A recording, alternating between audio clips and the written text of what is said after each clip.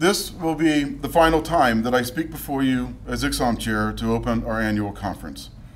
It is impossible to avoid feeling sentimental at moments of transition in life, and as I speak here today, I am certainly not immune from nostalgia. In 2006, I said, "For too long, the messages in our orchestra's glossy brochures have conflicted with the messages in our inky newspapers. I would suggest to you that musicians have been losing the public relations war, and we must proclaim now that we will no longer cede that victory. Where it is asked, how can our community continue to support the arts? The answer must be resoundingly, how can we afford not to?" Perhaps most importantly, we were not too inhibited to talk about our hopes, and we were not too shy to talk about our dreams.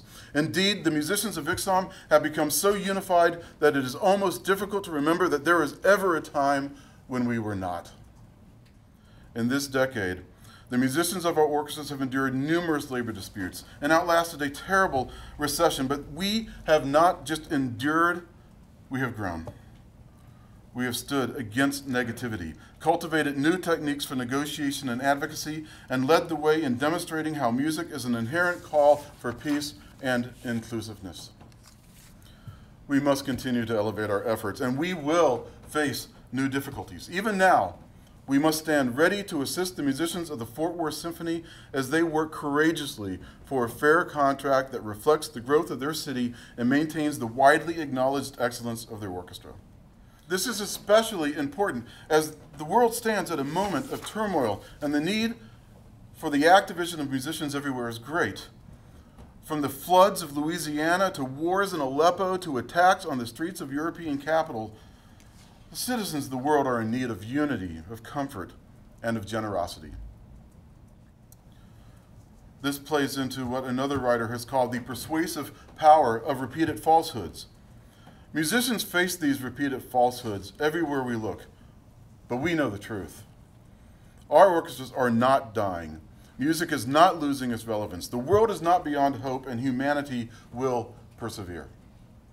And we will inspire our audiences with our actions just as we have always inspired them with our music. That is how to respond to terrorism. And that is how to respond to violence. And that is how to respond to hunger and discrimination and injustice. I, too, see the world in a time of crisis, but I see it very differently than those candidates or those media pundits, all of whom profit from the division they sow. After all of this time, I still believe even more deeply in the message of hope that musicians of our orchestras have articulated for the world. We have given our members things to work for instead of only articulating things to work against. We have stood together as a united network of friends. We have been generous with each other, and we have been kind to those in need. I have no doubt that we will continue sharing the hope for the world that music provides. We will stand as a beacon of peace, inspiring our members and our audiences alike, and our music will remain an antidote for darkness. In this way, musicians will always imagine and will always work to realize a more beautiful world.